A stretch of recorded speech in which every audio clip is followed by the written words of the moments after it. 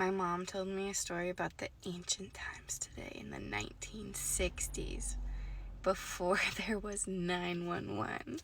You're ready for your mind to be blown.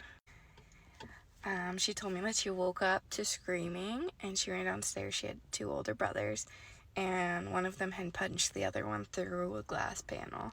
And so one of them had glass in his eyes and the other one had glass that had gone into his wrist, and he was spewing blood everywhere. And she said luckily her dad was there, who was a doctor, and he drove them to the hospital. But I asked her, what would have someone done? What would someone do if they didn't have a dad there? Like, what did people do back then? Because I asked her, I said, did you have 911? Why didn't you just call 911? And she said that they couldn't call 911. And I asked her, I said, what did people do if they couldn't call 911?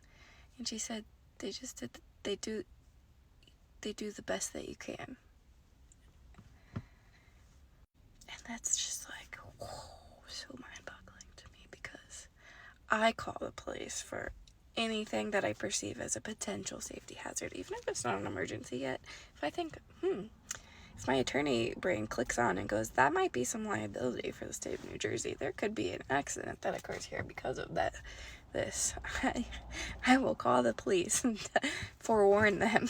So if I was actually in an actual emergency and I couldn't call the police, I don't know what I would do.